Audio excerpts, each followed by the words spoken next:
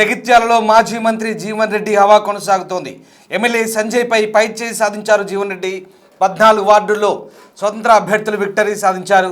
స్వతంత్ర అభ్యర్థులుగా పోటీ చేసిన జీవన్ రెడ్డి అనుచరులంతా కూడా గెలుపొందారు. జగిత్యాల మున్సిపాలిటీలో మొత్తం 50 వార్డులు ఉన్నాయి. కాంగ్రెస్ 12, బీజేపీ 4, బీఆర్ఎస్ 4 చోట్ల గెలిచింది. అత్యధికంగా 14 చోట్ల ఇండిపెండెంట్లు గెలిచారు.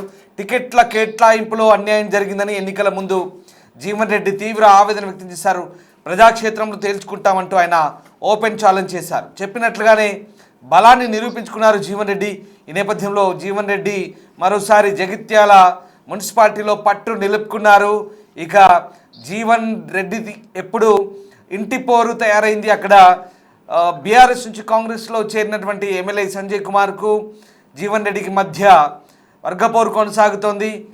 ఆయన ఫిరాయింపు ఎమ్మెల్యేగా జీవన్ రెడ్డి ప్రచారం చేశారు. ఆయన బీఆర్ఎస్ పార్టీకి చెందిన ఎమ్మెల్యేగా ఉండి కాంగ్రెస్ పార్టీకి చెందిన ఎమ్మెల్యేగా ఎలా అవుతాడంటూ ఓపెన్గానే ఆయన కామెంట్ చేస్తున్నాడు.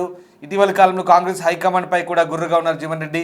టికెట్ల కేటాయింపుకు సంబంధించి కూడా కాంగ్రెస్ పార్టీ హైకమాండ్ తీరా అన్యాయం చేసిందని, ఇక తన అభ్యర్థులను గెలిపించుకుని తీరుతానంటూ ఆయన ఓపెన్గానే స్టేట్మెంట్ ఇచ్చారు, ఛాలెంజ్ చేశారు. అనుకున్నట్టుగానే ఆయన నిలబెట్టిన 14 మంది అభ్యర్థులు ఈ ఎన్నికల్లో విజయం సాధించడం తెలుస్తుంది. మొత్తం 14 మంది ఇండిపెండెంట్లు ఈ ఎన్నికల్లో గెలుపొందారు. ఇప్పుడు వారి జగిత్యాల మున్సిపాలిటీలో కీలకం కాబోతున్నారు. మా ప్రతినిధి శ్రీనివాస్ జాయిన్ అవుతున్నారు.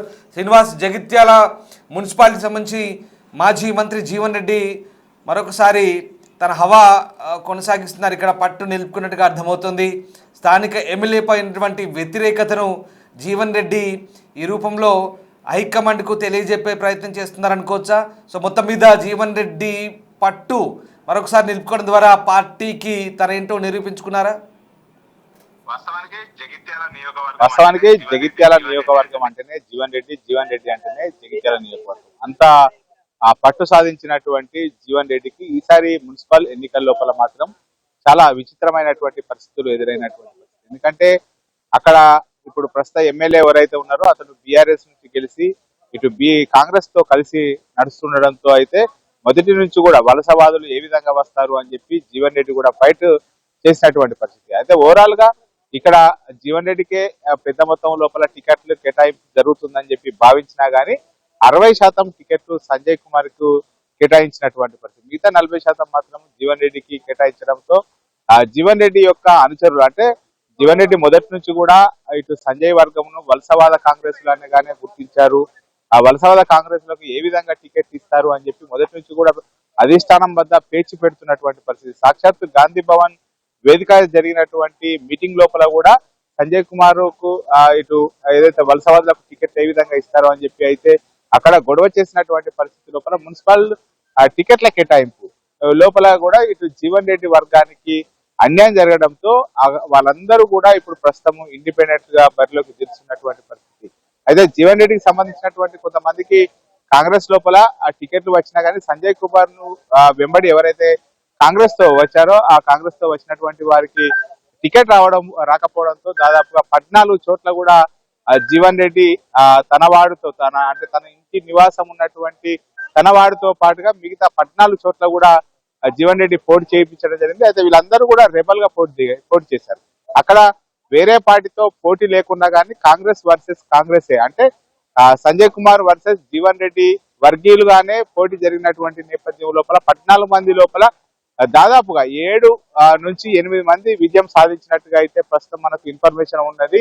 ఆ 8 మంది కూడా ఇటు కాంగ్రెస్ ఏదైతే రెబల్స్, అంటే జీవన్ రెడ్డికి తమ అనుచరులుగా ముద్రపడి కాంగ్రెస్ టికెట్ దక్కపోవడంతో వాళ్ళందరూ కూడా ఇప్పుడు రెబల్స్ గా పోటీ చేసి వారిని గడప గడపకు వెళ్లి జీవన్ రెడ్డి కూడా ఇటు వారి తరఫున ప్రచారం చేశారు. మాజీ ఎమ్మెల్సీ జీవన్ రెడ్డికి వయసు పైబడ్డా గానీ ఆ వయసు లోపల కూడా జీవన్ రెడ్డి నిజంగా వాళ్ళందరి తరఫున ప్రచారం చేయడము ఆ సోషల్ మీడియా లోపల చాలా కూడా వైరల్ అయినటువంటి పరిస్థితి. అంటే తనను నమ్మి చాలా రోజుల నుంచి కూడా, ఎందుకంటే జీవన్ రెడ్డి దాదాపుగా కాంగ్రెస్ తో పార్టీతో అనుబంధము 40 సంవత్సరాల అనుబంధం ఉండడంతో తనను నమ్ముకొని ఉన్నటువంటి వారికి కాంగ్రెస్ పార్టీ ఇటు వలసవాదులను తీసుకొని అన్యాయం చేసిందని చెప్పి మొదటి నుంచి కూడా గొంతెత్తితో పాటుగా వారిని ఇంటింటికి వెళ్లి కూడా వీరంతా కూడా నిజమైనటువంటి కాంగ్రెస్ వాదులు, వలస వచ్చిన వాళ్ళు కాంగ్రెస్ ను అతిక్రమించేటువంటి ప్రయత్నం చేస్తున్నారు అని చెప్పి గడప గడపకు వెళ్లి కూడా ఇటు పోటీ చేసినటువంటి సందర్భం లోపల వారి తరఫున ప్రచారం చేశారు. ఈ నేపథ్యం లోపల